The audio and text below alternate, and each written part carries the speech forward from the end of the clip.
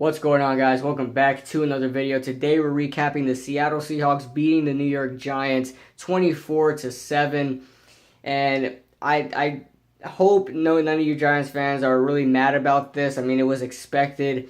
There was a slight hope maybe we could pull out this game and a slight hope of a playoff push. But guys, the Seattle Seahawks are clearly a better team. You have to recognize that. I mean, the only weakness on that team right now is their second cornerback spot with, opposite of Richard Sherman, that rookie starting there, and their offensive line. And you know what? The defensive line for the Giants did amazing in the beginning of the game. They were gassed out at the end, but they did amazing at the beginning of the game, crushing that offensive line, crushing that Seattle offensive line, just crushing the pocket for Russell Wilson. I guarantee you, if this wasn't Russell Wilson, any other quarterback but Russell Wilson in that pocket, we would have probably 4 sacks in this game. The defensive line played their heart out and did very well against the run, being that how good Seattle can run the ball.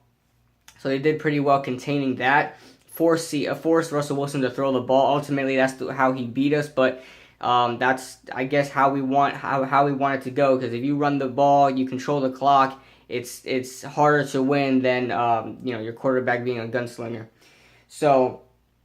So you can't blame the Giants for this. I mean, sure, the Giants aren't a good team. Sure, you could blame them for that, but there shouldn't have been any expectation for them to win this game. I went in hoping we would win this game. We looked good in the beginning, but, they were controlling the clock, running the time down. The defense couldn't get off the field and stuff like that.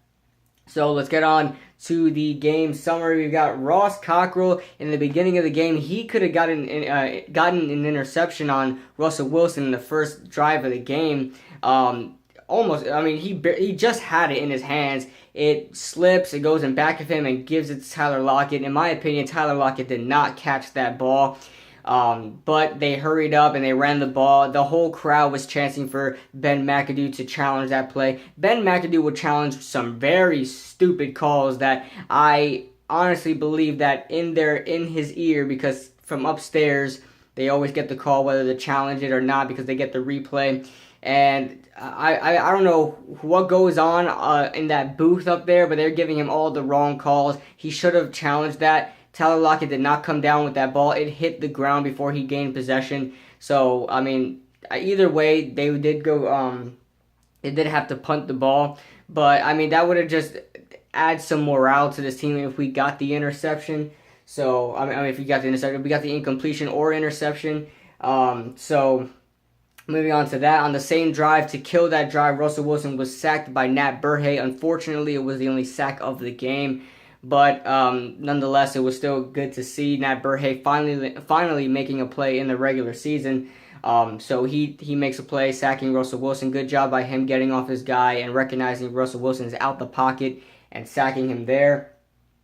But later, when the Giants have to punt it again and Russell Wilson is again knocking on the door to score, in the red zone, and this is to end the first quarter, in the red zone, what about this one, like in the red zone, took like 3 minutes for the Seahawks to do something, and they wound up coming up with no points. And the Giants just screwing themselves. They were doing good on defense. They're doing well on defense. And they screw themselves by getting all these penalties, allowing Russell Wilson to draw more plays and try to score. I mean, thank God that they didn't on that drive there. That lasted like 7 minutes, and 3 minutes were just between the 15-yard line and the end zone, or maybe the 10-yard line in the end zone. The Giants did a good job stopping the run, batting down passes.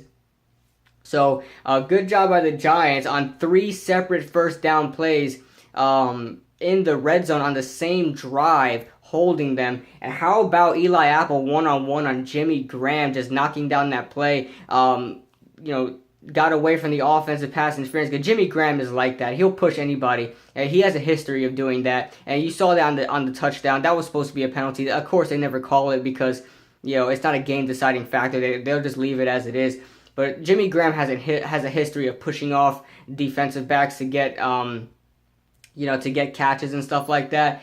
But I it's borderline. He could have pushed off on that first play. It wasn't called for. He dropped it anyway, and he dropped a couple passes in this game along with other Seattle Seahawks players like Thomas Rawls. Yeah, Jimmy Graham got away with one there, but he still couldn't catch the ball. Eli Apple tried his best. I mean, that was a great defensive play by Eli Apple. How about Eli Apple in this game? He played another great game. I hope that's not a fluke, but Eli Apple in Denver played well, was graded the highest according to Pro Football Focus on the Giants. Was the highest graded player on that team, on our team. And this week he should very well be up there. I don't think he allowed a catch besides that Jimmy Graham play. I don't think he allowed a catch besides that. So great job by Eli Apple there on defense today, and great job on breaking up that play for the touchdown. That was a fourth down play, the actual fourth down play that mattered. So there was a change of possession there, turnover on downs for the Giants, and again, the Giants do nothing with their score, and it was back and forth punting between these two teams. And how about Avery Moss, our 5th-round draft pick out of Youngstown State University, forcing a fumble on Thomas Rawls, just stripping the ball with his arm, and Landon Collins, it just landed right in Landon Collins' hands. And, you know, with Landon Collins and how well he does returning stuff, I was hoping this would be a touchdown, but it wasn't, unfortunately.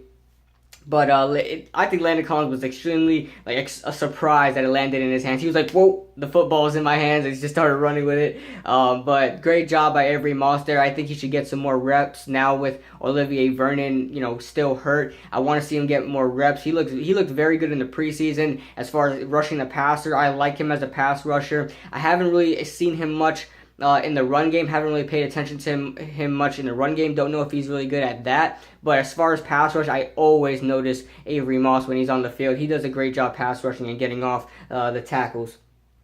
So good job by Avery Moss there. His first forced fumble in his career. Hopefully a long career. And then let's go on to the touchdown on that drive. Landon Collins gets tackled, and then the Giants take over in Seattle territory, and the Giants score. Evan Ingram in the end zone, beating Earl Thomas. And Evan Ingram, this guy is so special. I mean, yes, he's not going to win you games. Like, he's not going to be the guy like an Odell Beckham. He's not going to be that deciding factor in the game, that top-notch guy. But I guarantee you guys, give it till next year, he's going to be a top 5 tight end in this league. That may sound far-fetched. Seriously, guys, I see so much potential in him. His route running, I mean, you guys, watch this guy off the line. Even in tight end position, he beats the linebackers, just blows them out. He's already 2 or 3 yards ahead of the linebackers by the time he's off the ball. It's ridiculous. This guy, great route running, great speed, great control, great control of your routes and stuff like that. He doesn't run his routes too fast. He slows down when he needs to. Knows how to find the soft spot in zones. I mean, you gotta watch this guy. He's smart. He's fast. Great hands too. He catches everything. So Evan Ingram, props to him on this game. He did a great job in this game. In a depleting wide receiver core, he had to step up. He did so. He did what he can, but it is what it is. So moving on, I got a quick note there that the Giants D-line destroyed the Seattle O-line. That was true in the beginning of the game. They started to let up at the end because they were just exhausted. In the first half, the Giants had a 0% third down percentage there in the first half. It's bad. We couldn't convert 1 first down in the first half. Eli Manning had 17 yards passing. He finished with just over 110 yards. I mean, it wasn't good, and I think we have to start looking at Eli Manning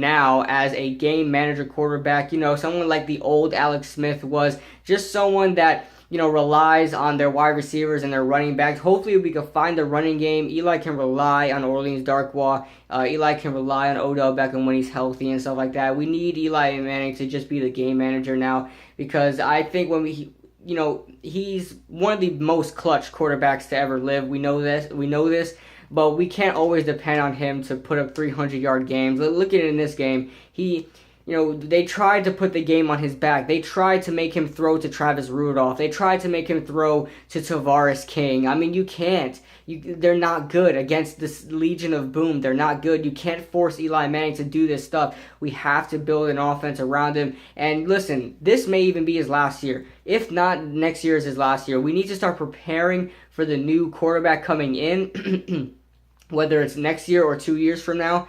Whether it's Davis Webb or if we get a quarterback in the draft.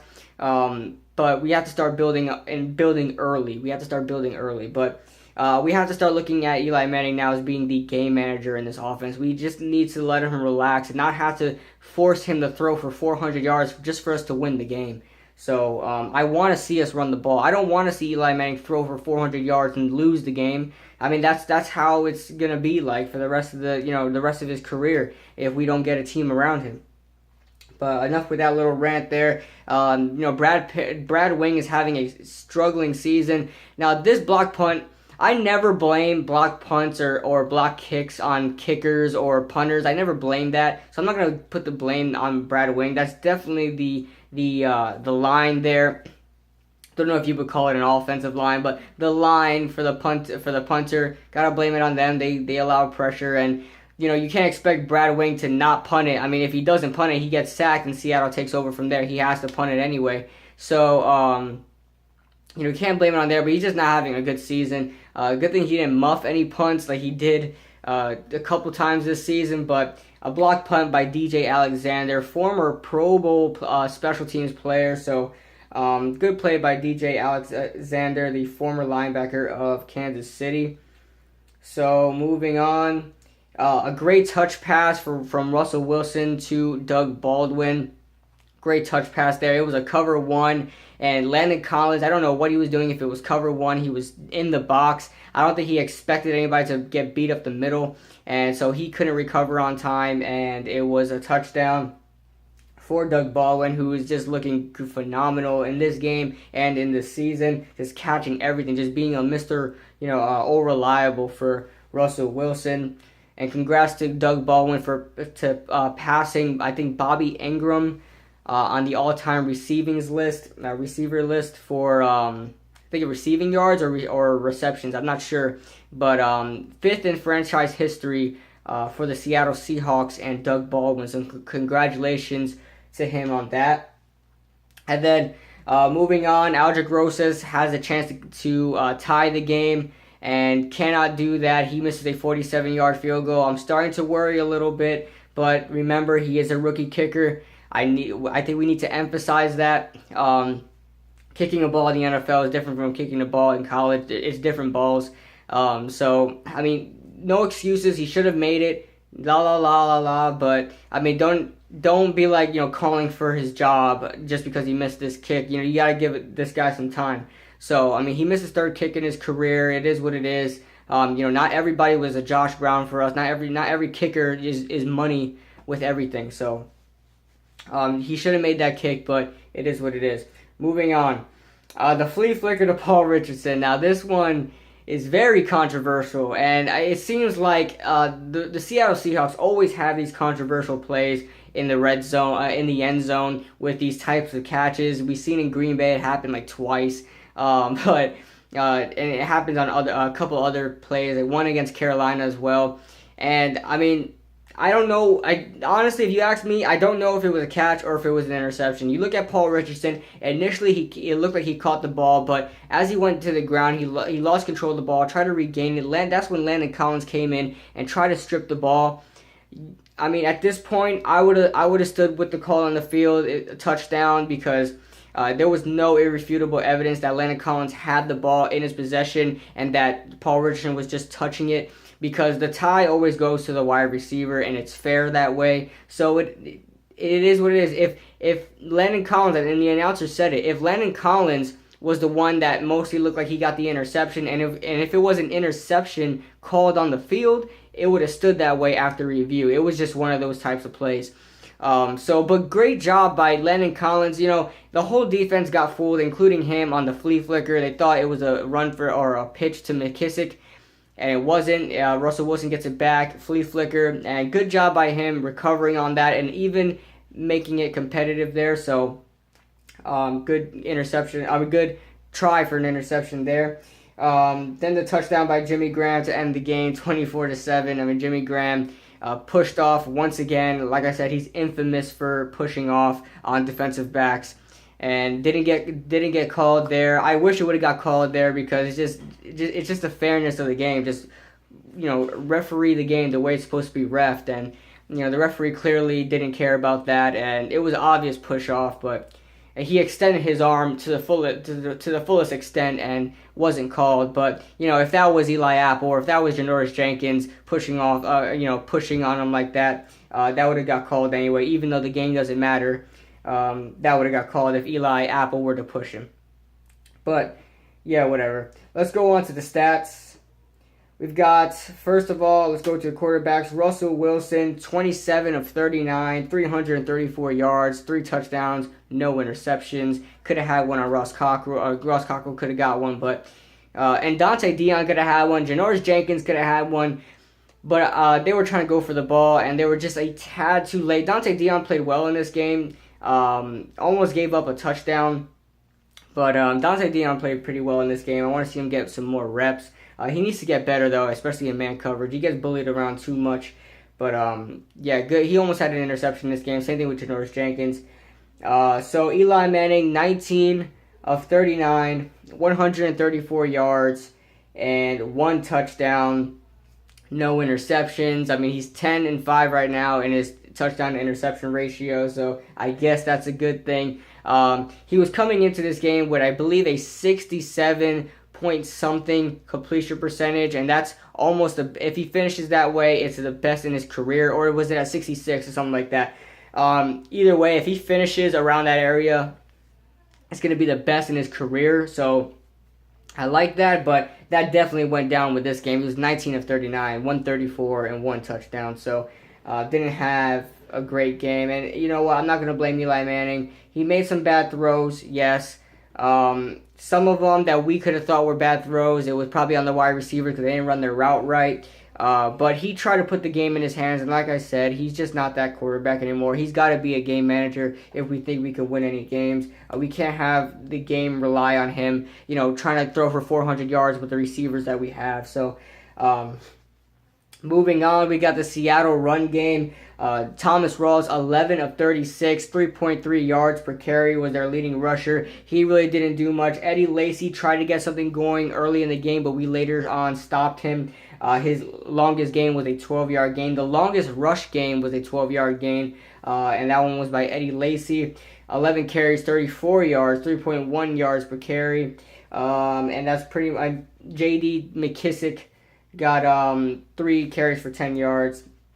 Moving on to the run game for the New York Giants, and I know we thought we can run on them. They are the 26th ranked defense on stopping the run, Seattle is. So I thought maybe we can get something going. I didn't think Orleans Darkwa was going to get like over 100 yards again, but I thought maybe we can get something going. Like maybe he would have, 70 yards, 75 yards in that range, and maybe we can get Wayne Gallman some carries as well. But we didn't run the ball as much as we expected. And 9 carries, I mean, Orleans Darkwa was getting shut down for most of the game. I could see why, Mike Sullivan decided not to run the ball too much anymore because we were starting to lose grip of the game. And I think, if we would have ran the ball more, we would have just wasted a lot of clock and we wouldn't have any time to win the game. So, that is what it is there. Orleans Darkwa, 9 of 35, 3.9 yards a carry. He played pretty well in this game. He showed a lot of power. I mean, in places where there were no holes, he pushed his way through and got a 4-yard gain. That's what I want to see from our running backs.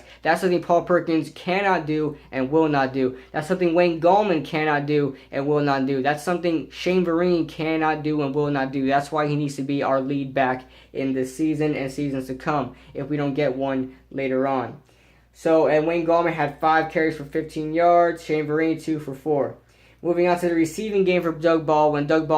Receiving game for Seattle, and Doug Baldwin leads the way with 9 receptions on 12 targets. Great ratio there. 92 yards and 1 touchdown. He had himself a phenomenal game. He was very frustrated in this game because it seemed like he was the only one that was showing up on the offense. But later on, everyone else showed up as well, just like Paul Richardson. And then we move on to Paul Richardson, who has 2 catches for 61 yards and a touchdown. Jimmy Graham, three receptions, 51 yards, and a touchdown. Amara Darbo, the wide receiver out of Michigan, 2 receptions, 29 yards. Tyler Lockett, 4 for 29, and so on and so forth. Moving on to the New York Giants, Evan Ingram. Who else would it be to lead the way for the receiving game? 6 receptions, 60 yards. So he's consistently getting over like 50 yards every game, and that's what I want to see, man. I mean, you keep doing that, he can potentially be a 1,000-yard receiver for the New York Giants. If he keeps playing well this game, I mean, you only need 65 yards per game to get to become a 1,000-yard receiver. So if he gets to, because I know against the Chargers he had 0 yards, so he has to make up for that. So he can get in that 800, 900 range. I mean, I'm hoping it happens, but we'll see. Moving on to Travis Rudolph, 3 receptions, 32 yards. He dropped some balls in this game, and don't expect him to be, the Victor Cruz coming out. He's not a Victor Cruz guy. Victor Cruz is a 1 in a million type guy. Just because Travis Rudolph did phenomenal in the preseason doesn't mean he's gonna just ball out on Seattle. So you guys got to relax on that. Then Wayne Gallman, 2 for 14. Orleans Darkwa, 3 for 13. Did not trust his receivers. Eli Manning did not trust his receivers whatsoever. Roger Lewis had 1 catch for 12 yards. He had 6 targets. Most of them were Roger Lewis's fault. He could not catch the freaking ball. And Tavares King, 1 catch on 3 targets for 1 yard. And that was like I don't know, was that a... No, he lost 8 yards on that end around there with stupid end around. I hate that we're becoming a college team, but he had a little flat pass, I think, for 1 yard, but whatever.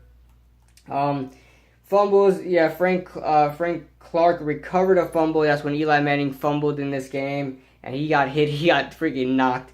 But it is what it is. And then Thomas Rawls fumbled, and we recovered that. That's when Landon Collins recovered it. So, moving on to the defense, KJ Wright leads the way in tackles for Seattle, 11 tackles, 6 of them solo. Keenan Robinson leads the way for us, 9 tackles, 6 of them solo. Damon Harrison had himself a game stopping the run. He didn't really get all the points for tackling because he tripped up a lot of the running back a lot of times when the running back was going by him, and it allowed the other players to make a tackle. So good job by Damon Harrison. He himself had 7 tackles, 6 of them solo, and 1 tackle for loss. So good job from Damon Harrison there. We move on to the offensive game MVPs. Let's go on to my award system here. Offensive game MVP, as you guys know, goes to only the winners. So offensive game MVP goes to Russell Wilson, who had 27 completions, 39 attempts, 334 yards, and 3 touchdowns. Defensive game MVP, I'm going to give it to Bobby Wagner. He was all over the place, both in the run game and in pass coverage, so good job by him. Really one of the best middle linebackers in the NFL right now, one of the fastest middle linebackers in the NFL right now. He had 8 tackles, 6 of them solo, 1 tackle for loss, 1 pass defense, and 1 quarterback hit. So, like I said, he was all over the place for the Seattle Seahawks. And my At Least You Tried award, the best player on the losing team, that's definitely going to go to Eli Apple, who had himself a game. Yes, he gave up a touchdown. Did it matter? No. Was he penalized? Yes. That should have been called, but it wasn't going to be called. So, I'm not going to blame it on him. He did what he can. So Eli Apple, definitely another great game by him. He gets the At Least You Tried award. My Terrance Mitchell award. If you guys don't know, Terrance Mitchell, just a cornerback for the Kansas City Chiefs who always has a bad day. So I named it after him. Anybody that's just having a bad day. And Eli Manning just had a bad day. I mean, he couldn't throw to anybody. He was hoping, he was praying to the Lord that Orleans Darkwa can find a way to run against Seattle. He couldn't do that, so Eli Manning was forced to go ahead and try to throw the ball to Roger Lewis, throw the ball to Tavares King, just disgusting names to be throwing to right now, in the heat of the moment, trying to win a game against the Seattle Seahawks, throwing to people like those guys. But so he just had a bad day. He couldn't do anything. It sucks for him, but we move on. The Giants are going on to their bye. It sucks but it's also a blessing because I won't have to see the Giants lose, but it is what it is. Then we face the Rams after that. We're not beating the Rams. We are not going to beat the Rams. Maybe we'll beat the 49ers, but we're not going to beat the Rams. Seattle goes on to play Houston, so we'll see what happens there. That's going to be a very good game to watch. Seattle has been known to not play. They didn't have a very good offense against us. They had to wait until our defense was gassed down in order to make some plays. So, with a good defense in Houston and a phenomenal offense, Deshaun Watson just balling out. With him, with that team, their offense. We'll see what happens with Seattle. That game can go both ways. I don't know if it's at Houston or at Seattle. We all know that Seattle's a different team on the road.